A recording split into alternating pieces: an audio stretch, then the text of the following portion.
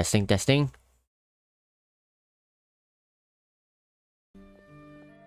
Testing, testing. As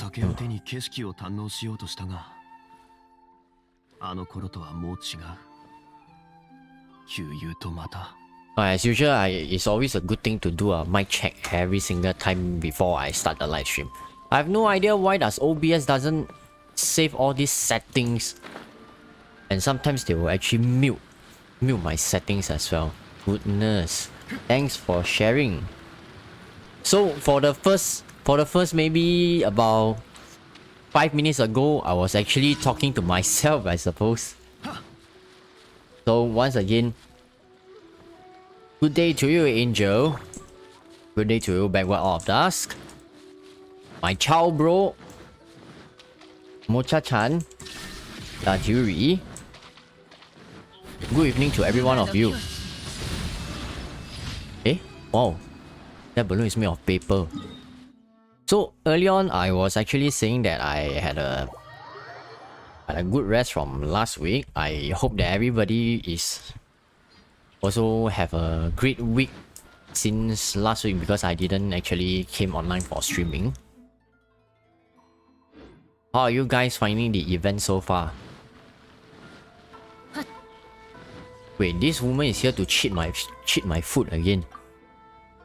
Okay, I can hear you now. Nice. Why is she always missing the food from the home? Can you just take a boat and go? Nice. So anyway, earlier on I was sharing that I got delayed today, so sorry about that.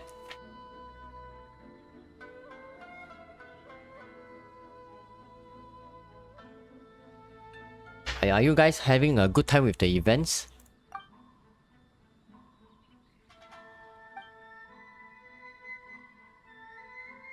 The events, I somehow felt a bit dry for me for this patch. Huh? Like, nothing too interesting for me. Considering this is like a filler patch.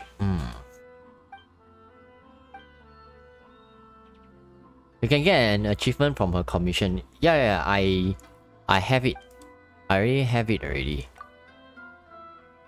I just think that she can actually take a boat. Didn't I defeat the Raiden Shogun and all the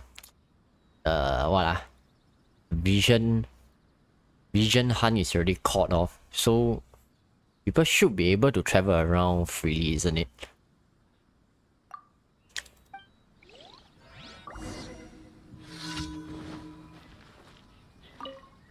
Unfortunately, I don't cook any suspicious food, so I can only give her whatever I have just to close the case. I kinda like the Laby Reef. That one. Oh. Initially when I started, I find it quite interesting though, but after doing the final difficulty, then to realize that there is no reward, I was really quite disappointed about it.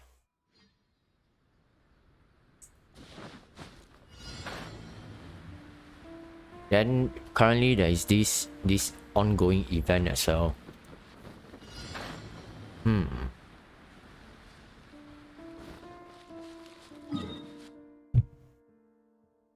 Oh, Tsurumi Island is a good point. Tsurumi Island is a good one. It's probably even better than the main stories as well. Where is the other supply? The guys haven't discovered me yet. What? Oh, I saw it. Didn't see me, never see me. Okay. Sneaky.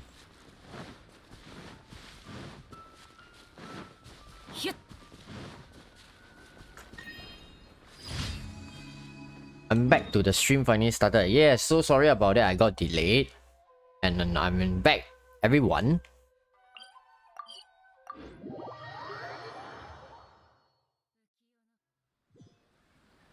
I honestly didn't expect the last level having completely no rewards though. I was caught off guard about it.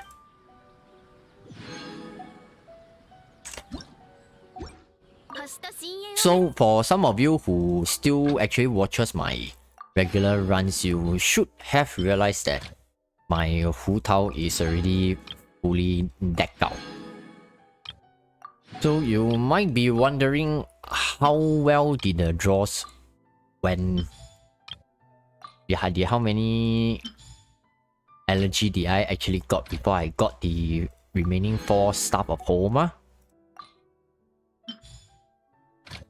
And to your... Let me show you guys about this.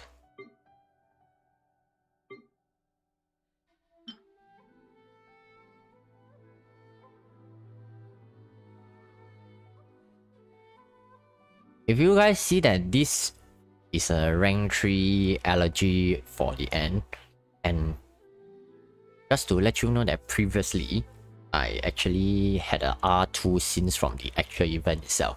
So basically,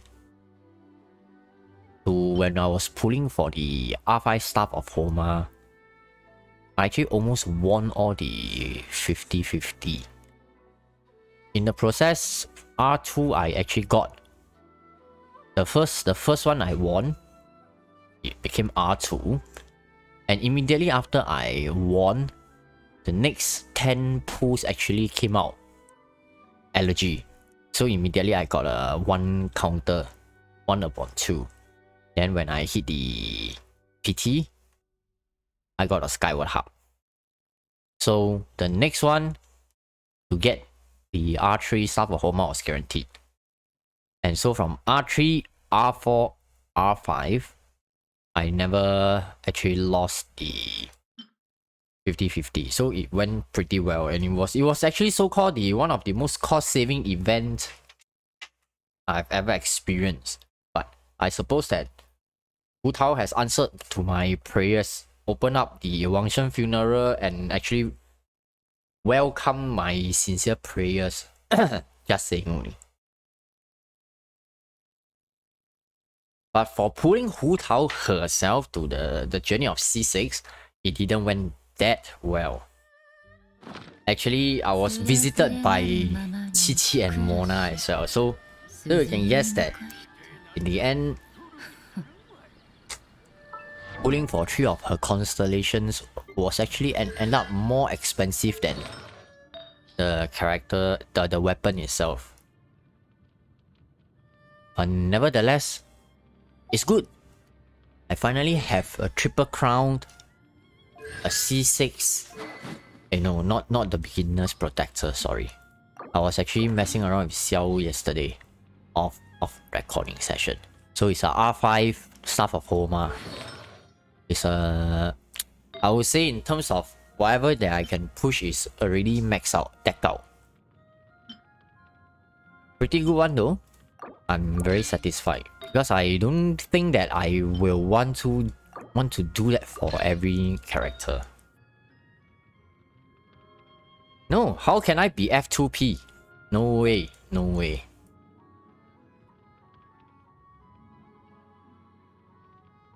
Just to say that I can do the Abyss floor 12 easier for your video about tips on that floor. Nice. I'm really glad that it actually worked for you. Why don't save 1 Thoma for Zhongli? I don't see the need. Why does he actually... Why? I don't really need that for Zhongli, you see.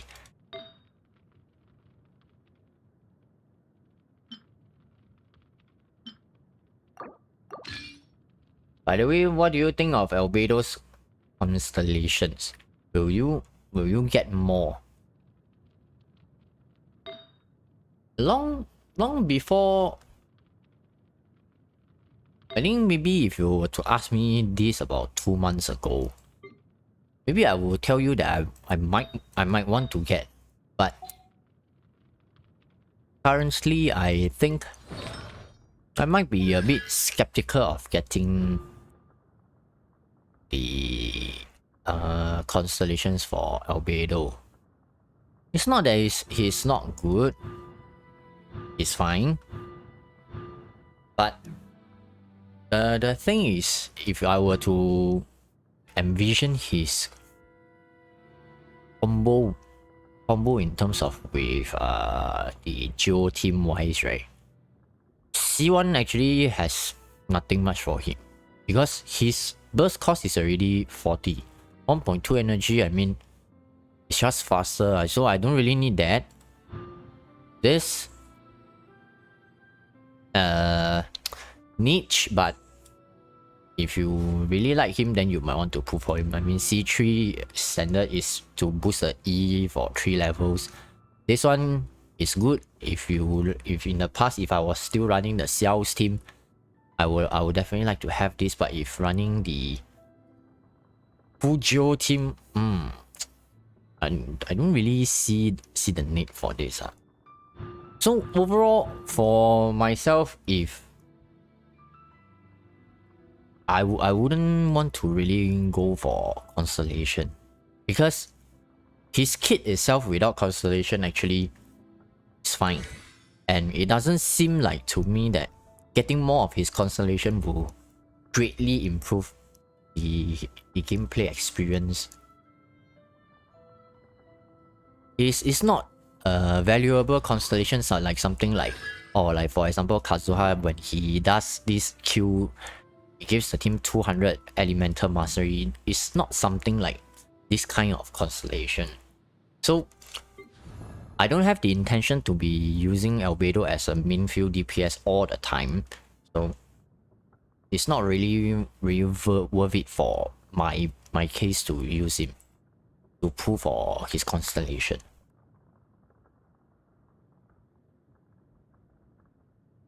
C2 is Poggers. I seen before this, you will see that actually there is like a, I don't know what kind of thing you want to describe. It's like, is it like a flower or something that actually hovers around his shoulder when he actually gains this fatal reckoning? So this thing, right, is when you release his Q, you'll consume all stacks of this, right, and actually boost his fatal blossom and right off progeniture, meaning his Q burst by 30% of the Albedo's defense and can stack up to 4 times. The thing to me is, I don't usually have him on the field to even cast the Q. So it's not a very big deal to me to spend 2 constellation worth of money just for this, if you get what I mean. If you tell me 1 constellation costs $10, or definitely I believe that everybody will see 6. I mean, that's just saying only.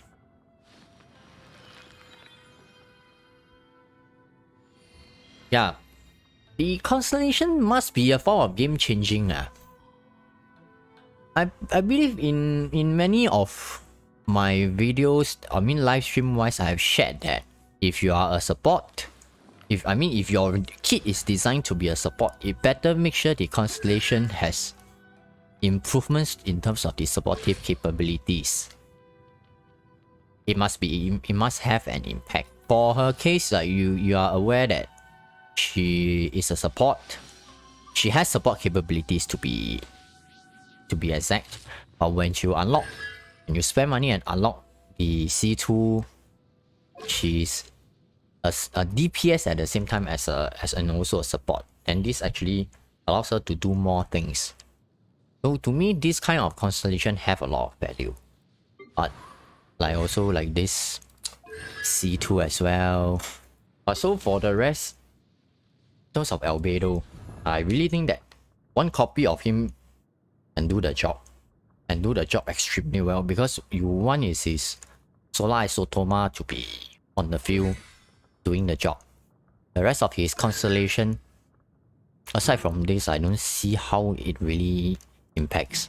This protected have their damage increased by 17%. I mean, if this is at C1, maybe I might encourage you. No. This one at C1 actually is pretty useful though. But this is at C6, so I don't think I will spend that much money just for C6. Hello, Chrissy. Albedo Wanter's gonna be Albedo Havers. Let's go. Alright. C0 Albedo is broken. Kazuha C2 isn't worth it for me. Kazuha C2 is definitely worth it for me, man. This one I cannot agree with anyone telling me that it's not a worth it thing. These two constellations, once you have it, you will gradually realize that why when this character is out, I chose to pull for him. Because if you are talking strictly from a DPS perspective, most of the people will want to stack the standard stats, attack stat, critical stats whenever they can, and also try to stack some elemental bonus. No one generally will purposely go and stack the elemental mastery stat. But we do know that when you do not have elemental mastery stat, when you're doing those kind of wait, let me talk. Let me talk. Okay. When you are doing elemental reactions, you must have elemental mastery. So in this case, if Kazuha is C2, he already gives her 200 EM. That is big, you know? And he himself, his ascension, will grant all party a 0.04 elemental. This is also skill of his own EM. So when he casts Q, he gains 200 EM, and that 200 EM is actually calculated into this. So it's actually very big. And last but not least, when you get to C2, that means that you also unlock the C1. So you guys should know that this kind of skills, such as like decrease your cooldown and also resets your cooldown, is very energy efficient, you know. It's something like why Eula is so powerful, because she has that kind of ability as well. One of her constellation I remember. Which one was it? It's a very expensive constellation if I recall. I do not remember which one was it. This one? Oh yeah, correct. C2.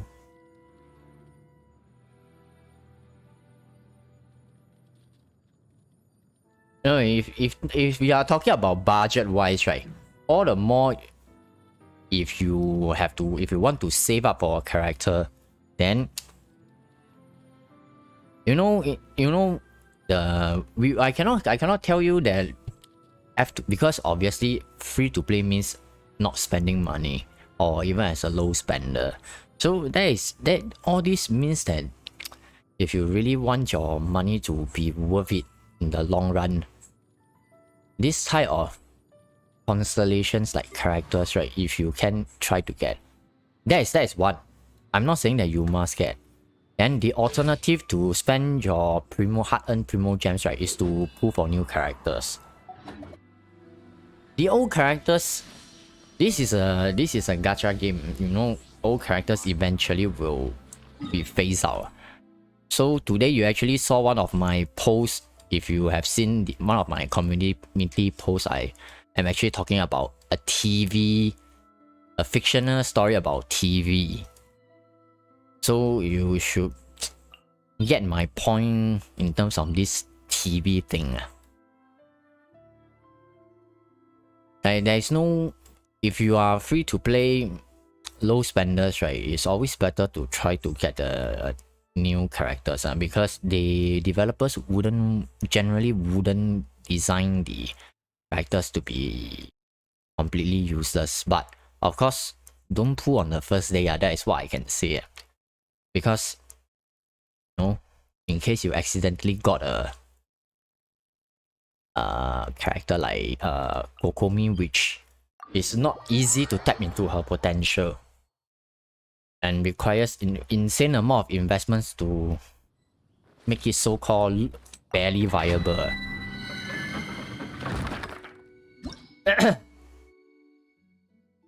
I'm a no spender, but I ain't your wheels. Okay, I'll leave Kazuha as zero. Don't worry, man. If you think that it is perfectly fine for you in terms of your monetary budget, just go ahead. I'm just telling you the facts and the truth about the C2 part. Don't get me wrong. Nobody is here insisting that you have to pull it because everybody has their own budget and preference.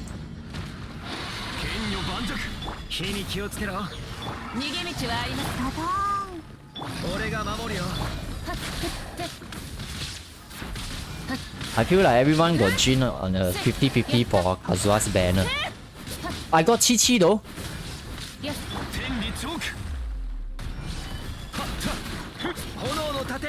It feels like basically every single banner I will, if I happen to lose, right, I will actually get Chi, which is, I have no idea why is that so.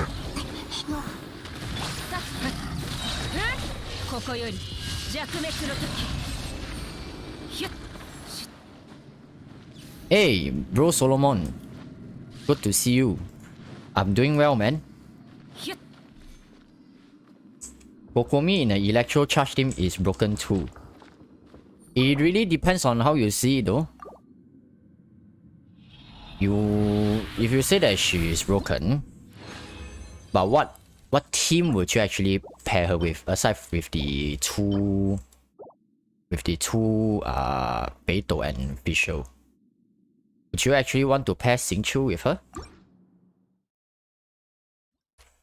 When you say that she's broken, is her role is actually a driver, but you are aware that she has pretty big issues about the resistance, right? So if you have seen my runs with her before, you did actually see that I pair her with Xingqiu due to two major reasons. One is energy recharge, one is resistance interruption.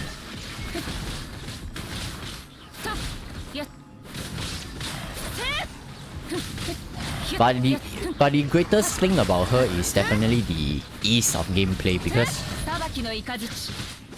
you know you don't need to actually care so much about the health because she's so tank.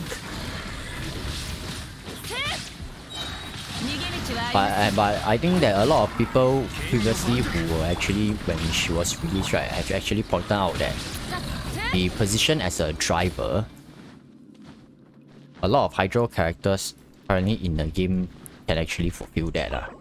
So personally, I've always tried to find more forms and ways to make Kokomi work because I have a thing for her. And that is why in the end I chose to pull the weapon for her as well. Hopefully that someday she will be even more viable. But one good thing we can say that is ranged attackers always have a certain advantage in the game. Because you can see that the game direction, that it seems like more and more those kind of flying mobs are appearing already. I definitely cannot imagine myself if I need to if I were to bring, for example, a Zhongli against the Thunder Manifestation fighting 1-1. It will be quite annoying though. Is Thoma worth to pull? I got Chi recently, I got Diluc. I hope someone can sponsor me. Dude, you have been typing in all my comment section on my videos asking for sponsorship. Come on, man. Don't do this. If there's a community group, you can go over there to try your luck. Don't do that in my stream, man. I don't appreciate this kind of request, I would say.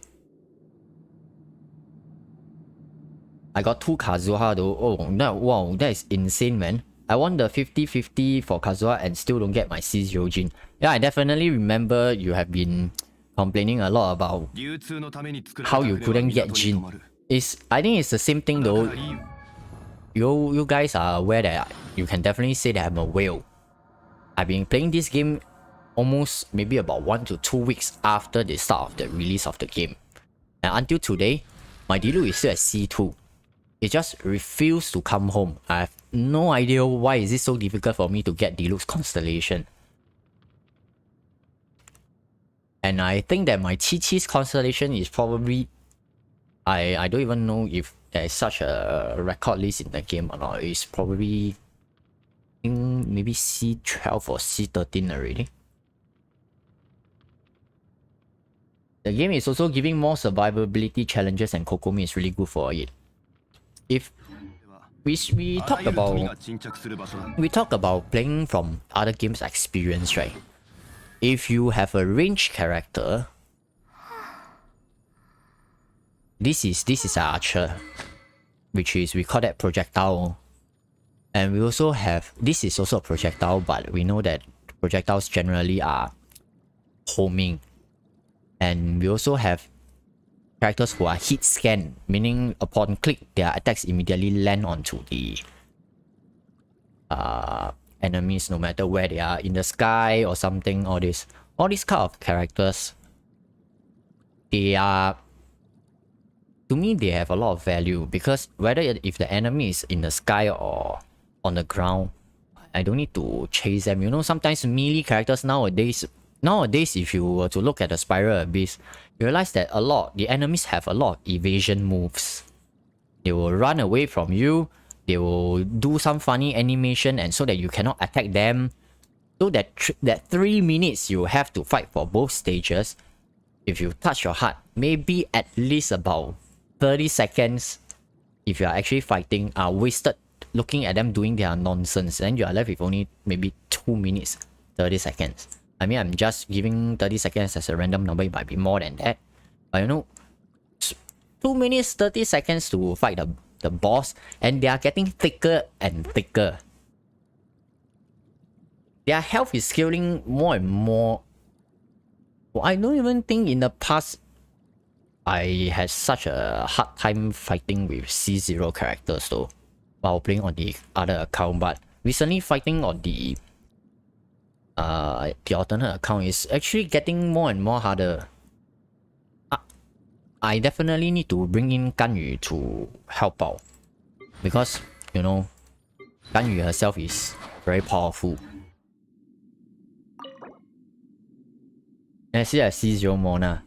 Good AoE without using normal skills. Kokomi is the only character with good off-field hydro application, correct? Well, you got a R5 staff of Thoma. Of course. Who are you farming for? I'm actually trying to see if I can get a better Pale Flame set for Eula. It's been a while since I actually raised her power level.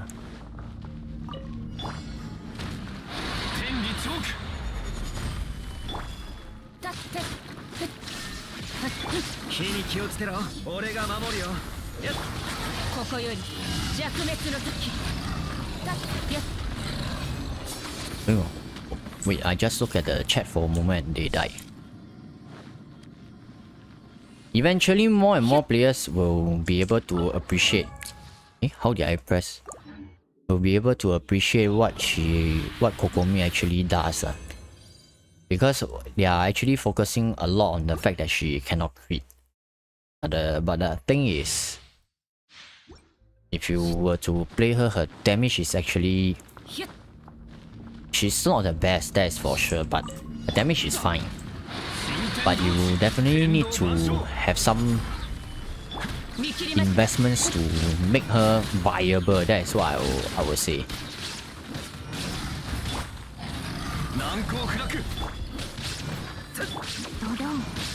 When using the prototype Ember previously, even if I recall, I think it was at about R2 earlier on, it's already showing some promising results when I was actually using Kokomi. I personally was pretty satisfied about it, but you cannot be both dealing ridiculous damage, having huge amount of HP, and also being able to heal. You can't have so many good things happen to you at the same time, so definitely they have to nerf her in some way, so with what electro damage bonus. I've been doing the same and farming for you lah. I've been trying to get a nice flower, but I need time, need new timepiece to get a 4-piece set. I don't really think it matters though. The most interesting argument they have always talked about is that my Barbara can do more damage than Kokomi. So what is the point of me getting Kokomi, spending money to get Kokomi? But what you don't understand is, you mentioned that your Barbara can do X amount of damage. You have seen people doing showcase of Barbara can do what X amount of vape damage. If she's really that good, why I don't see the usage rate increase with Barbara? Since because you mentioned that she can do hundreds of thousands or even do millions of damage. But the truth is that a lot of this kind of online damage per screenshot, those maximize floor 7 kind of damage, right? Those are purely for fun purposes. It's not easy to pull off, I definitely know. But the thing is, we cannot take that as a reference that it is viable in sustained fights, you see. Oops. It's definitely not a viable way to prove that it's a useful build in sustained fights. And for me, for example, we talk about my area of content, I don't really do this kind of maximum damage. What, 10 million damage in the open world, just saying this kind of content, because that's not my area of specialties, and I also don't want to promote this kind of thing, but I do understand the feel good factor in it, because you know, if today I were to spend my save Primo gems, then without spending money, then after that get a C0 Hu Tao, go into floor 7, use all the combos available, hit a 1 million damage, definitely I will feel good about it, because that amount of damage used to be more of like a bigger spenders can achieve, but right now I can do it also. I definitely can understand that feeling, because you must remember that I play another account, so I understand that kind of feeling. But it's just not exactly fair to use that as a reference or guideline that A can do up to this kind of damage, but B cannot, so B suck. That is not the appropriate way to actually measure it though. Bennett is basically a 6-star character, but MiHoYo doesn't want to admit it. I think earlier today I actually made my point about this, that to one of the viewers. A lot of people actually were talking about how broken, how overpowered these 4-star characters are actually, with or maybe with or without constellation. I'm not too sure, but it's always these 3 characters being mentioned extremely broken. Let's just talk about this main 3, because in almost many showcases you'll always find them. Do you guys really think that it is MiHoYo failed to actually gauge their power levels, or is a failed design that they didn't keep their powers in check? That is why today they are so powerful? And if you were to ask me, I actually don't think so. I believe that when they design the characters, they are well aware what this character can do and what this character cannot do. Why I can tell you this is it is something related to my own profession. I cannot tell you what is my job, but I can definitely tell you that developers know what they are doing. That is what I can tell you. And in my own personal opinion, In Mandarin, we call them 人权卡, meaning they are, in English, to briefly translate, it's like a human rights card for the general players. So if today, if you are F2P player, you just started the game or started the game not too long, this character can be given for free, and this character can be exchanged from the shop. So if you really wanted to have some progress in the game, maybe about 2 months into the game, you have some currency, it is quite realistic to be able to get these two characters. We are talking about last year. We are not talking about at this state. Because at this state, if you join the game, even if you have these two characters at C0, it's going to be challenging because the Abyss is a lot more difficult compared to the past already. But if in the past, you have... when I cleared my Spiral Abyss, it's actually with them also. My first 12 star card. My level 12 Spiral Abyss. So these two characters, to me, is more of like a human rights type of character. They make sure and ensure that the game is in a state that where it's still playable even if you don't spend money. You cannot be designing a game where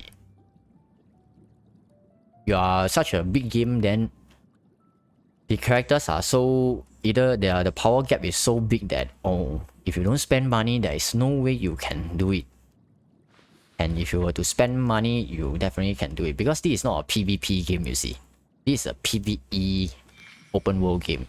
And eventually, if they are smart enough, they will know that any free-to-play players, let's say I have about 10 million users, 8 million of them are actually free to play at the moment. Eventually, if they play long enough, a lot of them will actually convert into some spenders. Xingqiu is definitely broken. What do you mean?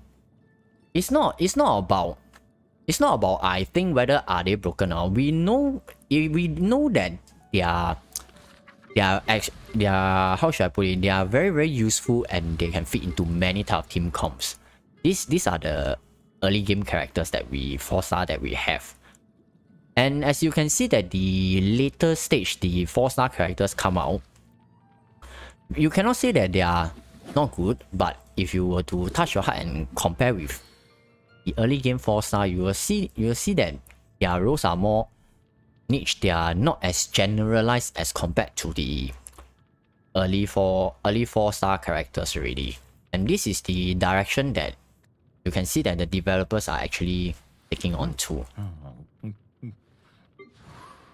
So these characters, to me, their existence will always be around, and it's more of like a safeguard on the minimum threshold that the game can be still playable. If you don't have these three characters today, can you try to imagine what the game state will be like for the most of the players if today MiHoYo were to remove these three characters?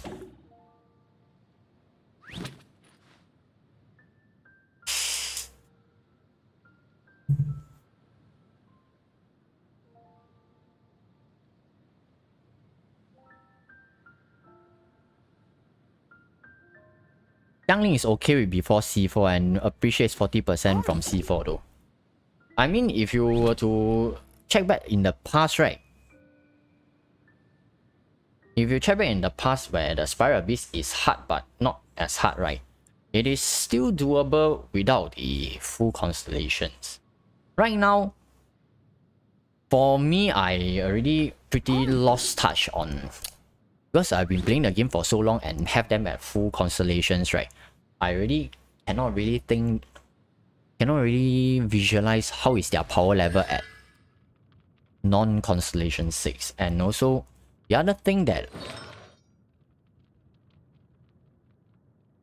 is about farming artifacts as well.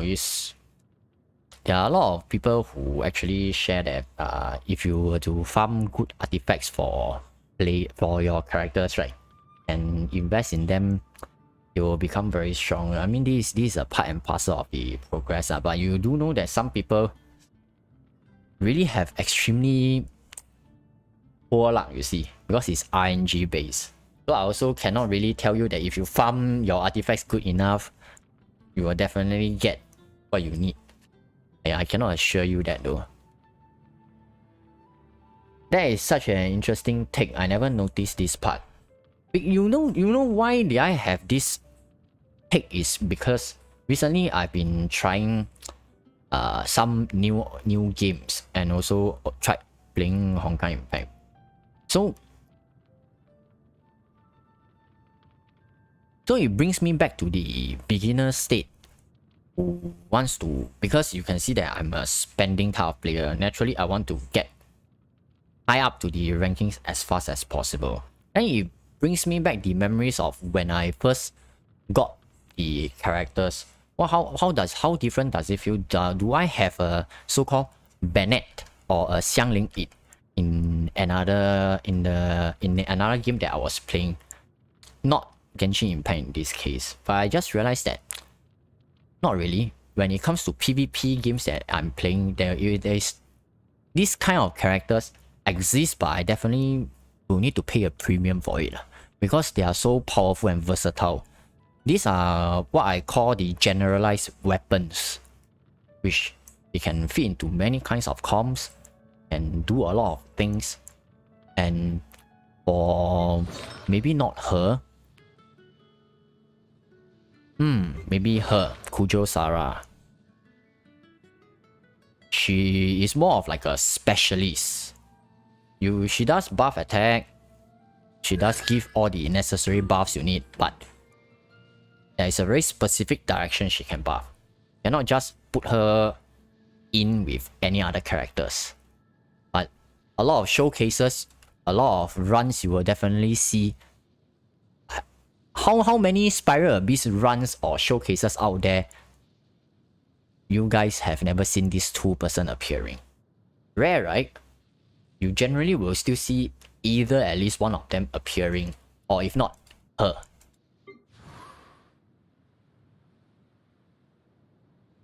So that is what I'm trying to point out my own perspective, that these characters, they are very powerful in their own right, and I honestly don't think that it is an accident that MiHoYo actually overlooked. And that is also one thing that I feel that for them to get a so-called 5-star version upgrade, imagine a 5-star version Xiangling or 5-star version Xingqiu, right? I don't really think this will happen anytime soon though. You should make a video about this. Trust this topic is so much interesting that other content creators are doing right now. I really don't have the time to do editing of videos or this. So at most, I mean, for me, I actually hold a regular position, a job in the daytime, so the work is actually pretty tough for me already. A lot of things to do. So at night time, what I can only afford most is maybe do a daily Abyss run to share with some of my viewers who might want to watch before they sleep as a daily routine for some entertainment purposes. That is more towards what I enjoy doing. Hey Ion, what do you think of Albedo? He's good. I definitely think he's good. And I think that he is one of the biggest value character out there where I don't see the need that I feel that I must pull for Constellation in order to make him feel strong about it. Can you recommend some Raiden team that doesn't have Bennett and Xingqiu? Oh? Her.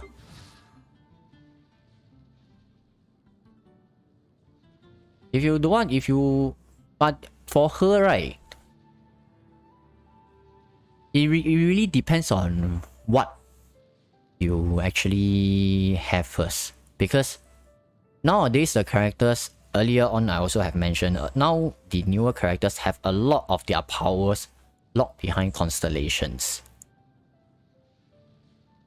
If at C0 you can, of course you cannot say that they are not playable, they are usable.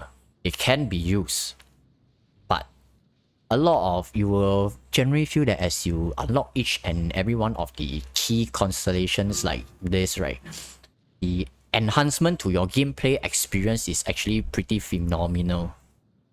I have another account which is co-shared with my partner, which has a C0 Raiden Shogun, also holds a engulfing lightning, but without this C0, right, the damage difference is really a lot.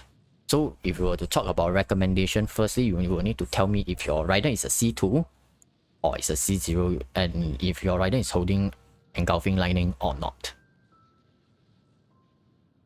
Albedo is a must summon for me because it's easy to build. Scales of defense, and his best weapon is 3-star weapon Harbinger of Dawn. Also, in my opinion, I love his design. I can agree with you in terms of the character design. I like his design also. And for me, anyone who can put something on the field and go off field, right? To me, these are the characters I like to build, because it's like one person on the field, but you have another 3 persons still doing the damage for you. So they are still actually, it's like a 4v1 situation.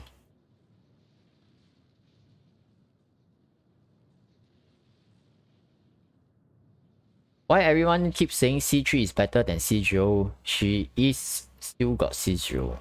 Sorry, what do you mean? Imagine the Pyro Archon being a 5-star Bennett. I really have no idea how are they going to do it better than Bennett. At least convince the community that the Archon herself is better than this current monster Pyro Archon. I really have no idea how are they going to outdo it though.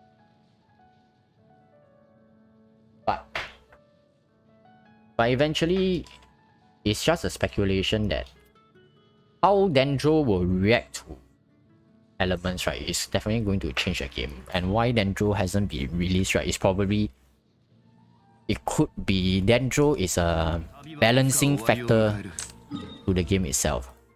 That is why they are holding him back as well. I don't think that it really take them so much time to actually develop Chasm and Sumeru. They can do it pretty fast, I believe, if they wanted to. But it's more of like maybe they want to see how can they make use of this introduction, because it's like a trump card on their end. If they do it right, they can balance the game. Because obviously some characters are obviously having very high utilization rate in the game. If you were to view from a developer's perspective, right, I will see Spiral Abyss, then we will see the usage rate. We can see that it's always that few characters that have always high utilization rate. So how let's say today I'm the boss, I will ask you, hey developer, what is your strategy to bring down this character's usage rate? How do we increase our revenue and sales? How do we bring more challenge to these players? Because every type of challenge they bring us, right, I can always solve it. Let's say if I have a Bennett, if I have a Xingqiu, I have them very well built. Or let's say I have a very solid Ganju with a team already built just for her.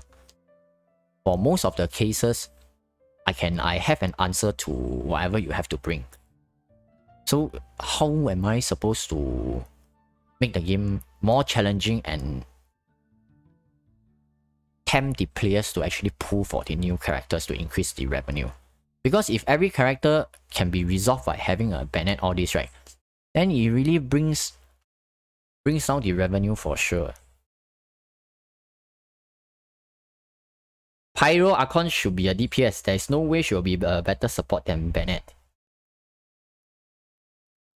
I recall that the Pyro Archon's name was Murata, right? While playing Honkai Impact, there is a Pyro lady holding a great sword, right? It's called Murata Himeko though. She is a DPS. At least from the looks of it when I use her. So I do think that there should be some link between the both of them, since we know that from Honkai there is a Raiden Mei, a lightning sword user, and right now we have a Raiden Shogun in Genshin. It's something like a form of parallel universe, and Wendy and Venti, they look similar as well.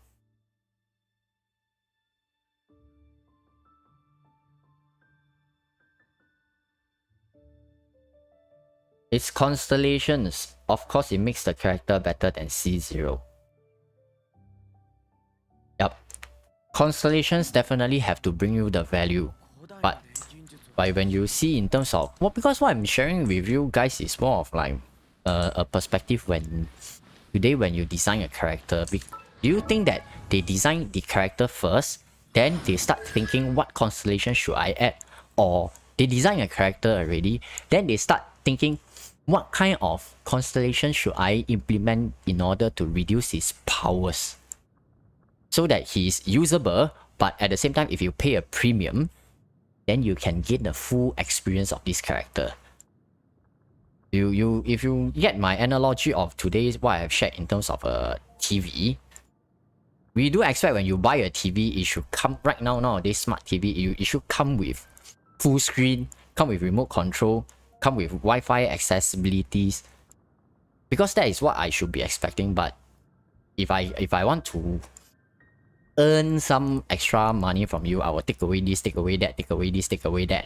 You can still use it, but it's just that you don't gain the full experience. That is at least how I think that every time when they introduce a character, that is what they will do.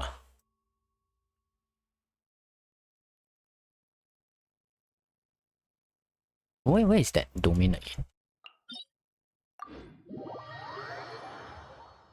Raiden Shogun is basically Raiden Mei but from the past.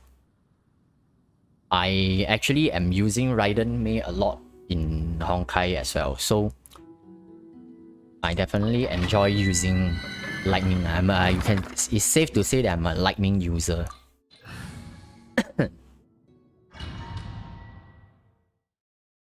Some Raiden team is C0. I downloaded Honkai Impact today and found it pretty fun. Can I add you as a friend there, Ion? Definitely. Sorry, I think I have missed out quite a number of chats. Let me scroll up and have a look. But yeah, I actually think that Sucrose is being close to one of the top 4 star characters. I do agree. Let's... Oh no. Zhongli, don't start chanting, let me talk. Anymore, we have Sucrose, one of the early characters.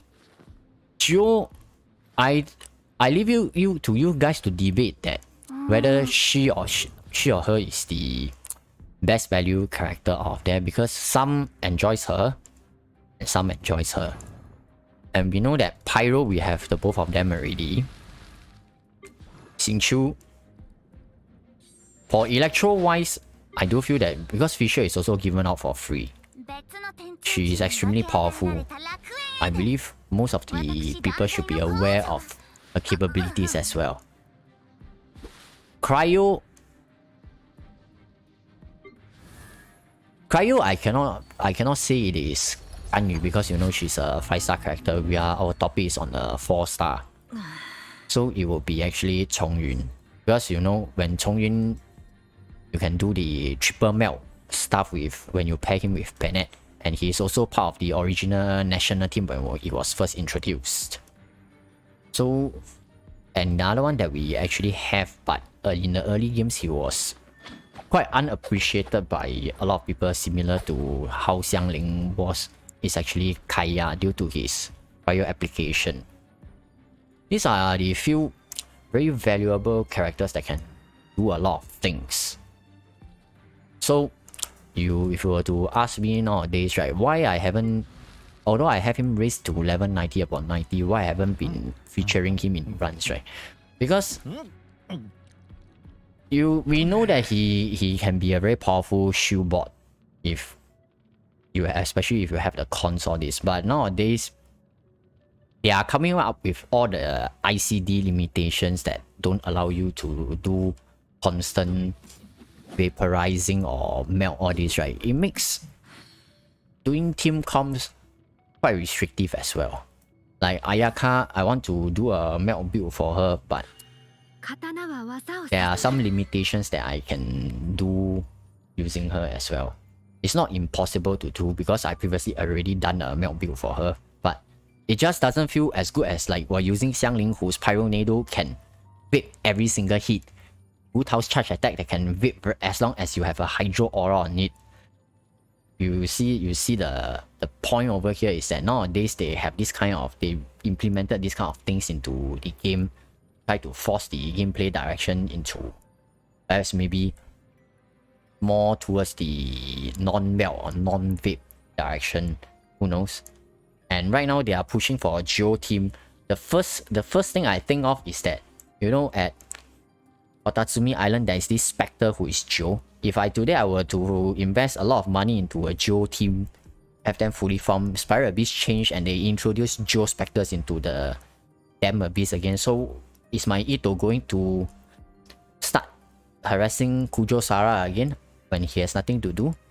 I really don't know, man. I mean, it's just saying only. Don't take my word at, because I don't work for MiHoYo. I wouldn't know what will happen.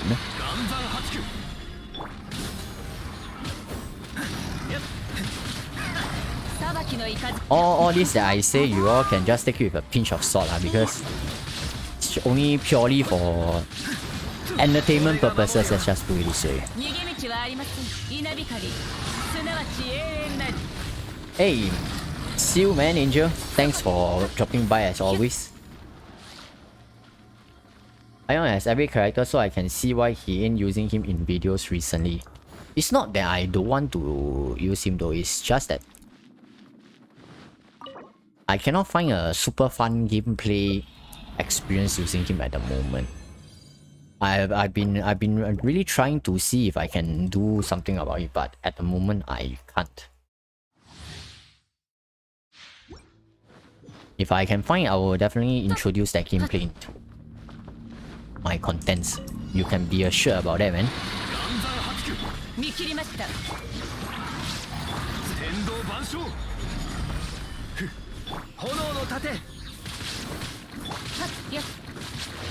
Oh, I can feel that my Thoma is wearing something wrong though.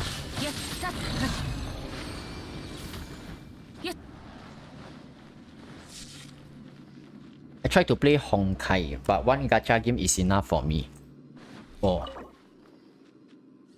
Playing multiple gacha games can be quite challenging because the more gacha games you play, the more temptations might exist. So I definitely understand. Use Thoma with Diluc, I do that and it is for fun to use. I'm so mad that I can't play as Signora. I wanted her more than any of the characters too. She was the reason I kept playing Genshin. Now I'm just living patch to patch. Thoma Freeze is usually what I go for with Kaya. In the earlier patches, right, I was quite a big fan of being perma freeze team until no, the Morgana team is one of the finest example of freeze team. But however, ever since they introduced those kind of like Magyu Kenki, and Magyu Kenki is sitting there like a statue in every single patch, I'm honestly pretty turned off by them though. And I have no idea what are they going to do into the next patch itself. And who knows, maybe it's just a matter of time they might introduce more flying units into the Spiral Abyss. And once they do that, it will be pretty frustrating to fight against flying characters, flying enemies, if you get what I mean. Is Thoma worth building at C0? Of course. When he has C0, I still actually build him. But when you talk about worth it or not, you must still see that you have alternative or not.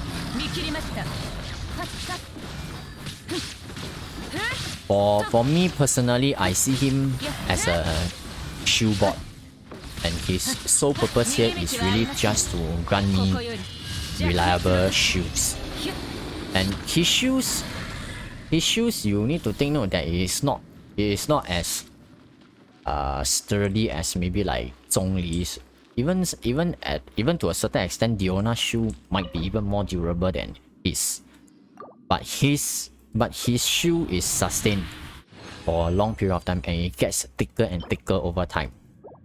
So it really depends on which one do you actually value at the most, because that is what Thoma does at best, in my personal opinion. But if you were to use him with a Hu Tao team, then to me it is a very good choice, since he can actually help to proc the pyro as well. But of course, there have been a lot of disputes about him being able to steal Wu Tao's vaporized reactions. It is not entirely impossible because you see that the fiery collapse is limited to internal cooldown. So there could be instances that the internal cooldown gets reset and he does the vape. But for most of the cases wise, right, because Xingqiu has two forms of hydro application. One, everybody of you should know that the rain swords. The rain swords is also limited to ICD. It goes in 2 waves. The first swing is 2 waves, 2 rain swords, followed by 3 rain swords, followed by 4 rain swords. I'm not talking about C6 though. C6 goes with 2, 3, and 5. The other form of hydro application excuse me, is when the swords are orbiting him, right? When he gets into close contact with the enemy, you will also apply a hydro aura on the enemy as well. And it can happen, if I recall correctly, it's about every 2.2 seconds. So the swords can apply. The orbital sword can also apply at melee range.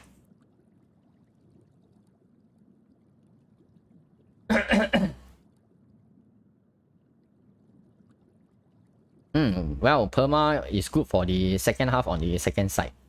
Currently that is sometimes what I will play, but they are actually quite smart to put those kind of like Mirror Maiden and those that cryo mage there to irritate you as well.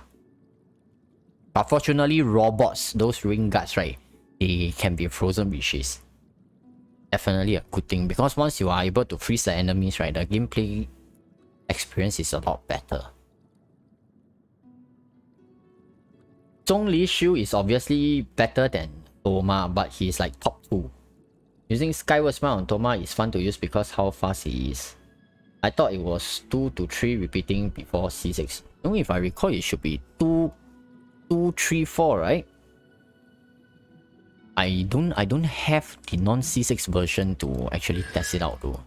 But I know as C6 right now, what I see is 2 rain swords, 3 rain swords, and 5 rain swords. 2, 3, 5. That is what I definitely recall.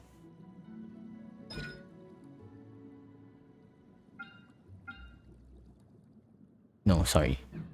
This one. Activating 2 of Guhua swords. This one will... not this one. Enhances... Where is that? Where is that constellation? I also cannot remember already. Increase the number of rain swords. That is for orbital swords. Goodness. If anyone has a non-C6 Xingqiu, you might want to help me to verify what are the sword rain amount of counts. Because I don't have a non-C6 Xingqiu, I cannot verify right now. It will be cool to actually reconfirm if it is 234 or 2323. In my case, for C6, it's actually 235. I don't remember getting 4 proc. I don't know, man. I cannot remember since I have him at C6 very long already. But what I can tell you is right now he has the 235. Let me change him.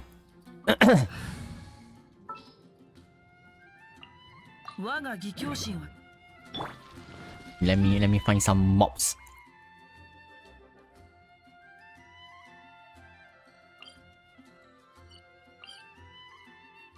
Which place actually has mobs? Oh, okay, here. It is C6 but written incorrectly. Oh, thanks, man. Okay. So let's have a look. 2, 3, 5. This is C6 effect. 2 rain swords, 3 rain swords, 5 rain swords. 2 rain swords, 3 rain swords, 5 rain swords. This is C6. When you have C6, the third strike actually becomes 5 rain swords. But non-C6, I can't remember what is the third strike. To me, I will think that it is 4. But if it is 3, please let me know because I really cannot remember already. So the other hydro application that I've mentioned is the orbital swords surrounding him. Die! Why is the music still playing? So you can see that I actually apply hydro onto the enemies I touch. This is another form of hydro application that he can actually use. What are you saying, bro? Yeah, that is how actually Xingqiu can have an extremely high hydro application, especially when he's C6. But he is definitely still viable, even not at C6, because he has this kind of different applications of hydro. And thus, this will reduce the probability of Thoma being able to so-called steal the whip, since he can apply through the rain swords, he can apply through the orbital swords. But I must mention that it is not impossible, because I have experienced that myself as well. Rain swords have a traveling time. So there could be instance where your Hu Tao attack, because she swings her pole arm once before she does the charge animation. When she swings her pole arm, which is a normal attack animation, the rain swords will actually appear. And when she charge, there are situations where she actually gets in contact with the enemy first before the rain swords lands onto the enemies. So that is actually some animation physics that if you want to put it, that this kind of thing can happen. But in terms of theory wise, people will definitely still be telling you that the chances is low. But for myself, who has played a lot of this kind of comms wise, I can tell you it can still happen for sure.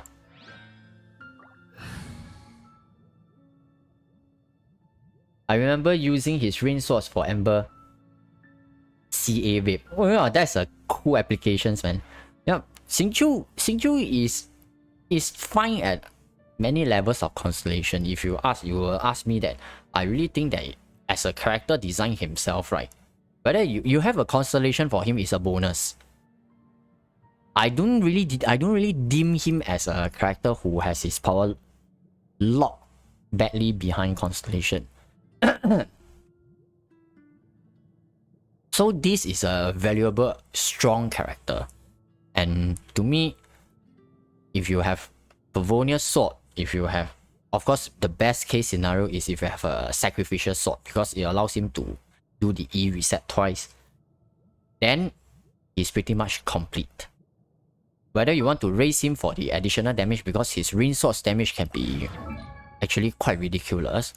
I do know some people don't raise, but I leave it to them. But I personally, you can see that I have him at 12/12 for these two skills, because he's that Konoken Wakaru Kai is pretty ridiculous damage. That's what I would say. I'm torn on whether should I pull Albedo for the Joe Bros Hu Tao team, or should I build my C0 Thoma for the Pyro Soul Kazuha Hu Tao team. I skip Albedo for his first banner. You have Hu Tao already?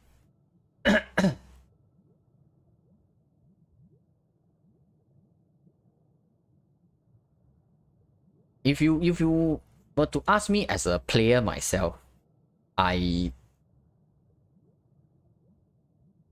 so far at this current game state right now, I will still go for Hydro related teams. Because if I were to go with Fujo teams, right, I just don't feel comfortable knowing that there is a Joe Spectre around. That means, you know, those kind of a type of mob that isn't a slime but can completely counter you. If you get what I mean. Pyro, when I run Pyro, I definitely run with a Hydro. So at least I still feel more safe in this sense. But if I were to run a 4-man Joe team, imagine today I were to spend a lot of money and time and resources, all this, to build this full Geo team, right? Imagine in 2.5 they go and implement some Geo Spectre or Super Geo, those kind of Geo sharp nonsense again in the map. I would definitely feel very disappointed about it. But don't get me wrong, that is just my personal view. Because no matter what I say, I'm still going to build the Geo team to run because it's still something very fun, and the so-called the new characters in question looks fun also. But what I'm just sharing over here is just about the value for money, all this. But don't let this discourage you if you really want to try out something fun, because we have been, for many of all of us have been playing this game for close to 1 year or even more than 1 year. For me personally, I'm pretty sick of doing vape all the time. So to me, playing something different is definitely something refreshing.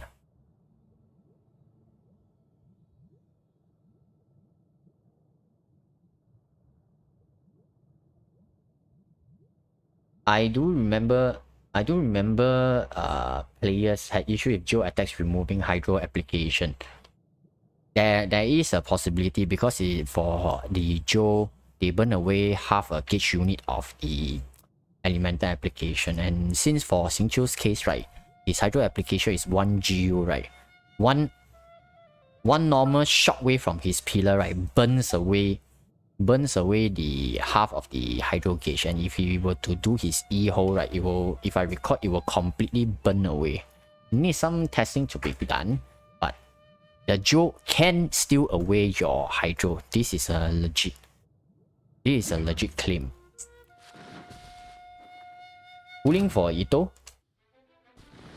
Wait, what? I'm here giving meaningful speech, and how dare you interrupt my explanation over here? Wow. Divine punishment.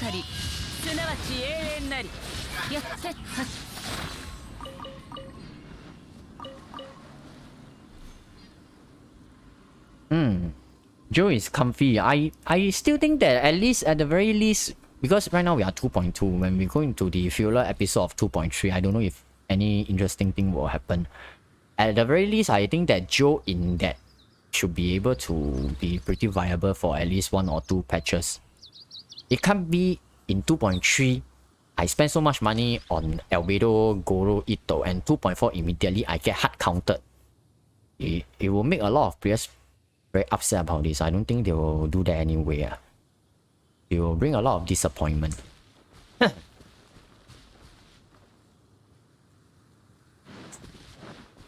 So, but if you were to talk about long run, when we try to put ourselves in the shoes of lower spenders and free-to-play players, right? When we stand into this perspective, we want our Primo Gems to have long-term value, and not just, aside from investing in or pulling characters that we really like, we also want that the existing characters we invest and spend resources on to have the return of investment, you know, ROI. So if you were to ask me, will I really try to, let's say in right now, to my question is that, do you think that I will go and C6 R5 Ito? My answer is a flat no. I can tell you for sure that he will look damn good when 2.3 is out. You might see a lot of showcases saying that he's completely broken, all this. I don't deny that he's going to be broken when he's at C6 R5, but that is C6 R5 is not a common thing, you see. It's extremely expensive. So for my case, if I were to spend and just go maybe with about at C0 and looking at, you know, certain sources of data, right, I do have my reservations that in terms of the energy recharge and also some cooldown, because he seems to be very reliant on his ultimate. So if you cannot get your energy recharge issue resolved well, right, then it will be a pretty big concern. Which right now is all these are just speculations. You must not take my word. Like literally, please, as usual, take with a grain of salt, because when the character is out, we will need to find ways to see whether can we make the character work. At the very least, over here, I will want to make a character work instead of just trashing that the character suck all this. That is not what I will want to do. Since I play almost every character, you see. Most people fell for the C2 Raiden bait. MiHoYo is smart. It's really, even myself, right, I also, if you were to say I fell for it because I pulled for C3. But for myself, I was already going to spend money to go to C4 already when I originally saw the data.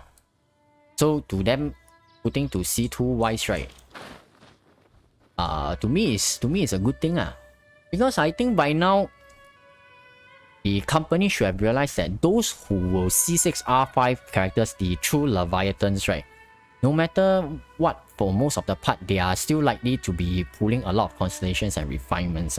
So right now, it should be how to tap on the existing player base, right, who are on the fence that might spend or might not spend, by putting the power constellation to see if we are able to make them actually start spending money to pull for it. It's more of like a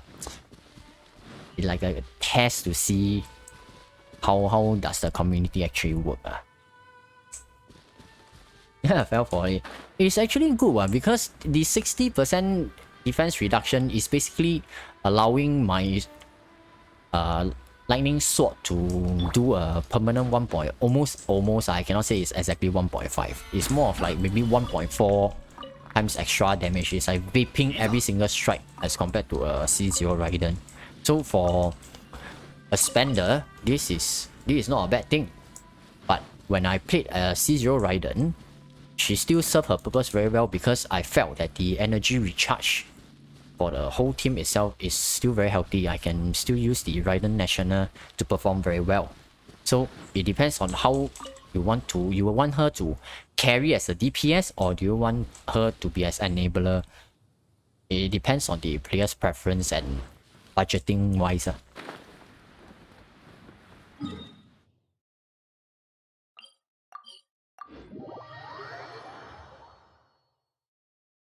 I personally, right now, I'm actually thinking, because earlier on I've actually talked about Bennett, talked about Xingqiu, and talked about Xiangling, of these characters being their elements wise, right? They are more of like those human rights card, and Dendro is likely going to be a balancing factor in the game. So there could be a situation where there is another this kind of so-called human rights character, maybe who knows, Yao Yao, who will be given for free. Might be a very versatile character. I don't know. Most importantly is when this element comes out, it better have some interesting balancing and impact to the game. If not, all my anticipation will have definitely gone down to the drain. Because I believe that many of us have been waiting for this element since for the longest time already. So they have to do it right. The expectations are there. So,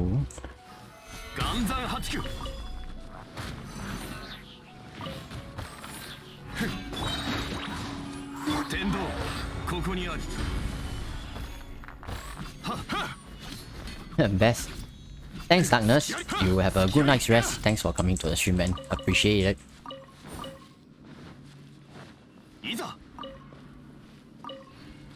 Oh, forget about Yao Yao. I this is really their final way. I cannot say final might be too much. too heavy, but you know, it's a solid opportunity to try to balance the game state to the way that they want it. Because right now, if you ask me right now, if today, because we know how good is she, I think I don't need to go too much of this kind of talents with you. You guys should know that she has no internal cooldown on her charge shots. So can you imagine if today I have a, let's say today I introduce Yoimiya version 2.0 and her Q, right, is constantly ticking fire on the enemy, but Yoimiya is off field. And it's like a fireworks display on the field for maybe 10 seconds.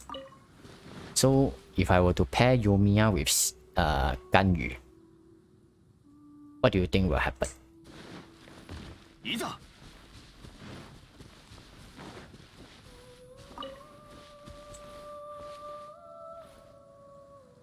What I'm trying to share is that there are some characters that is currently having too much of a utilization rate, Spiral Abyss. So you can see that there are a lot of changes in the Spiral Abyss, the enemy lineups. And also I believe that the development team might want to see more utilization rates in terms of other types of element comps. So Dendro will be a good factor to actually try to balance out the situation. Like for example, who knows, Electro and Dendro might have a very interesting reaction towards each other. The same thing goes for Hydro.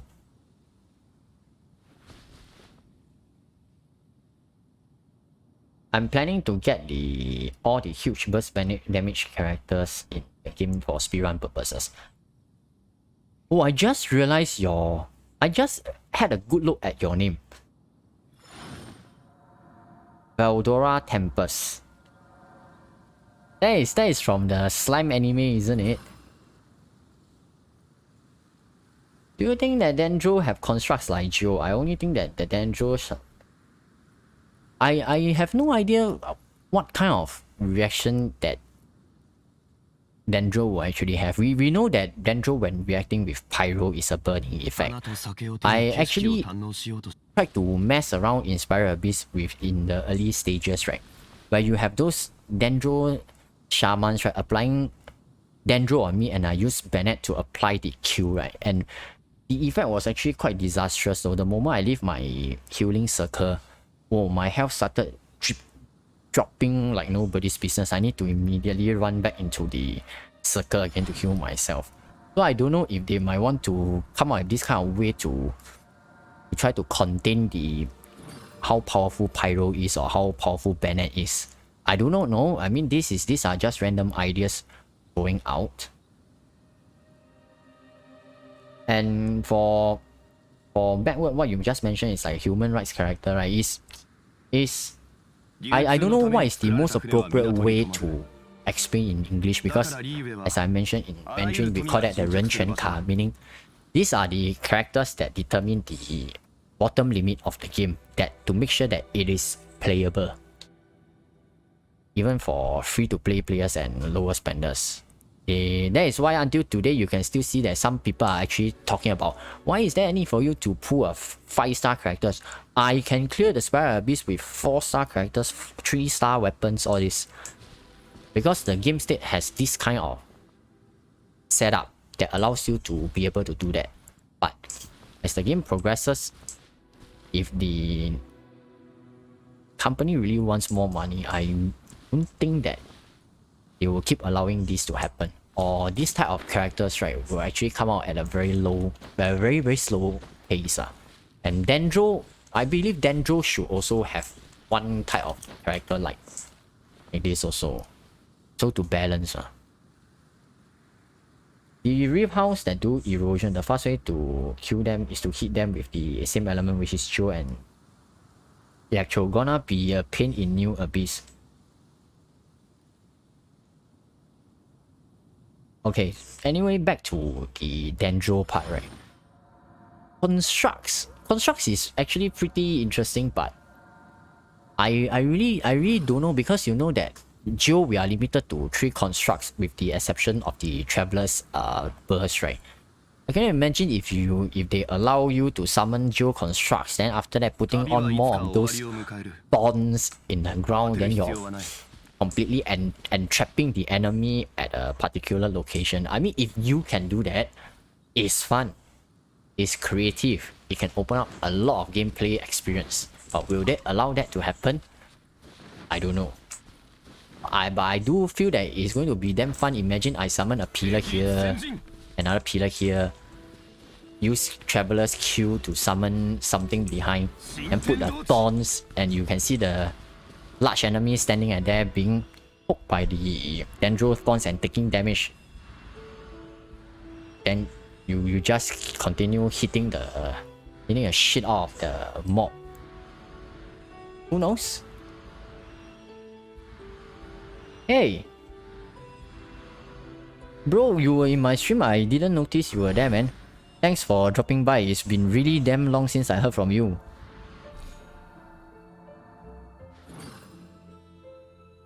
I don't know the Rift House, how difficult are they going to be on Spiral Abyss, but we don't, because open world mobs are not the biggest concern or biggest challenge for many of the players. I cannot say all, because there are a lot of players who might still be having some challenges here and there.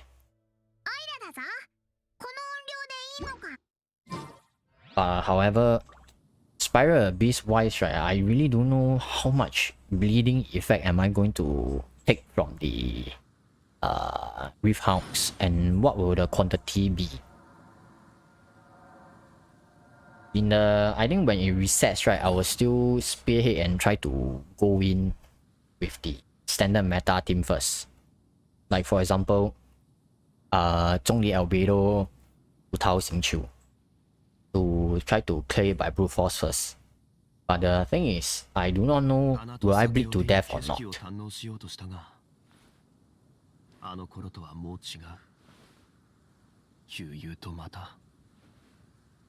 Because what I'm concerned the most is whether will I bleed to death or not when using Hu Tao.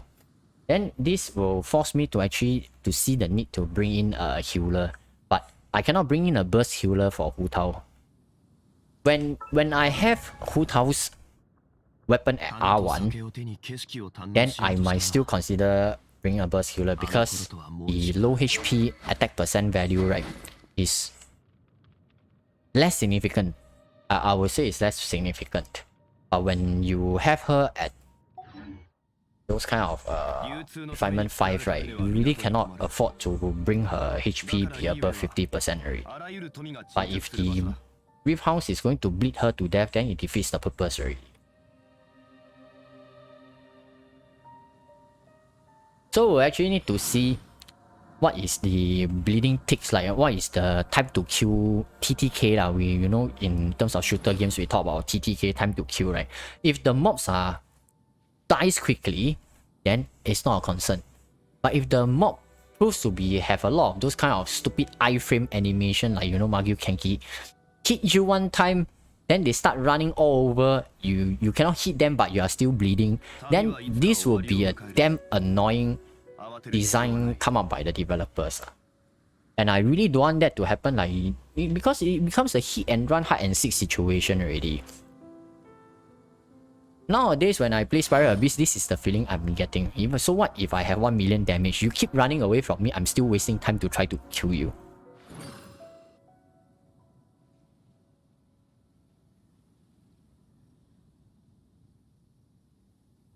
So yeah, so basically that is my take on this Rift House, and I really hope that it's not going to be an annoying fight, or rather more of like a fight me like a man. I know that they have those kind of phase in and phase out when combating them in Tsurumi Island, but they better not make it happen too frequently in Spiral Abyss, because The 3 minutes is used to fight 2 stages, you see.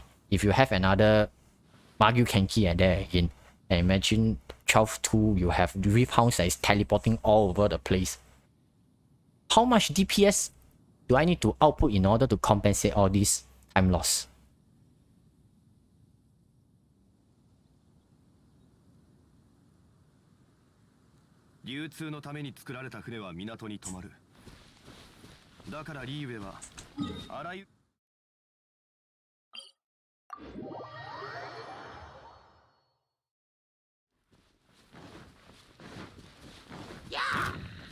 Why you yeah?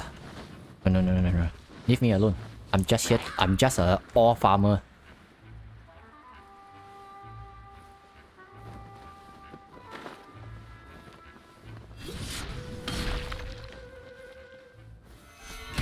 So for tomorrow's live stream event, right? For those who are not free to watch, so be sure to actually pay attention to the community post. I will actually sharing the codes for everyone to claim in the case that if you are not free to watch, so that you can, you know, get the Primo gems as usual. So do keep a lookout for my post later in the day as well. Hey, yo bro, nice to see you. Thanks for dropping by, man. Eh, hello darkness. Eh, I thought you are saying you are calling me a day or something.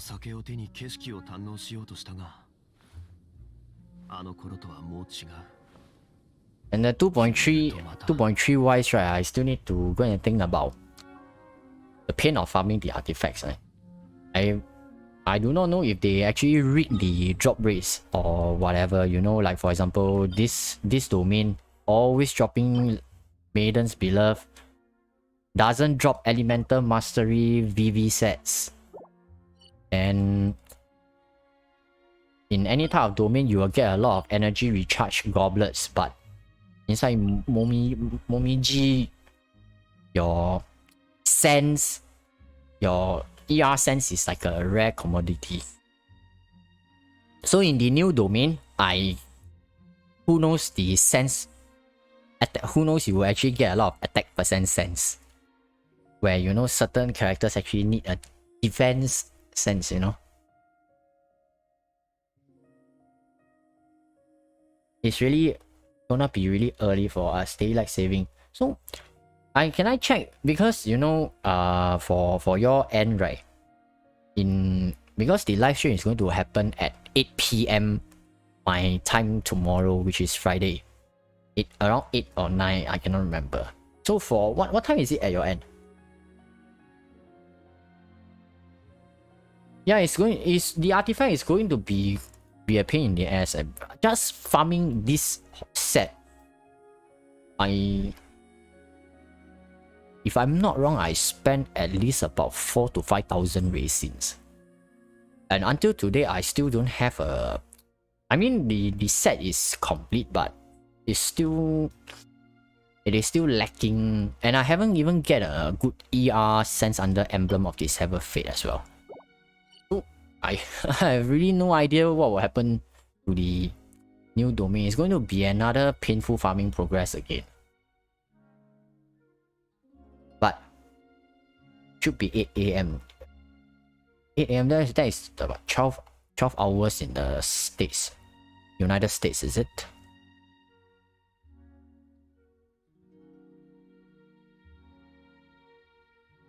And from my understanding, they should be, the rumors actually indicate that the new domain should be in this position though.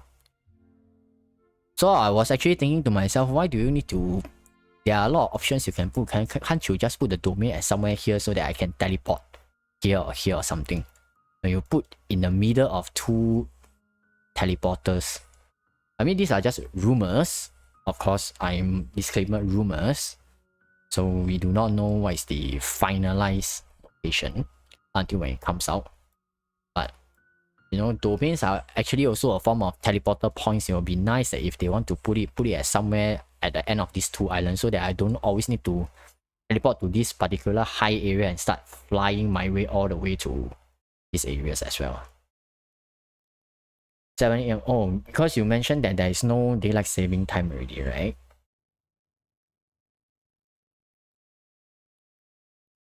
Yeah, that is not possible for...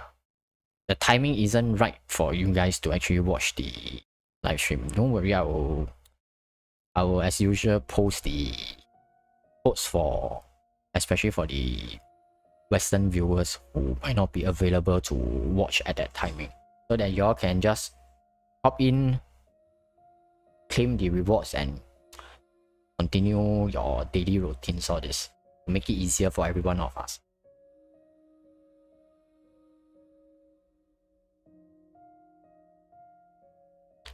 So anyway, that is just my 5 cents today. I think that I have shared a lot of my personal opinions on the game. These are, of course, I still need to re-emphasize that these are just my own speculations on the recent observations of the trends. Everybody has their own personal view, and I'm not here to debate or to say anyone is correct or wrong. So no hard feelings about it in case that I have offended any viewers who have actually been viewing my streams. But it's just some personal views on the recent stuffs that I felt I want to address it on this particular stream. If today I'm actually a free-to-play player who just started the game, right, I do feel that it is pretty challenging for me to play the game right now. That is just how I feel at the moment. And there are a lot of things that I need to unlock before I can use it also. Oh, my wake up for it. Nice.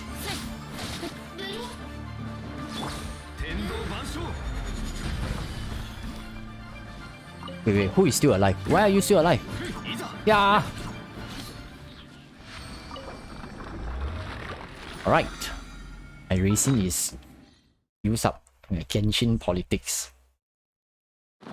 You know, as a content creator, whether big or small, must always nowadays have a disclaimer, because anything that we say, you can be held accountable for it, and you know, sometimes social media pressure can be pretty big though. So we need to be very careful with our opinions, even if we want to say it. So yeah, that is the real life situation. But let's keep the stream to be more positive about it. It's just more of a open-minded discussion with everyone over here. Wait, why is there a Hilicho sleeping here?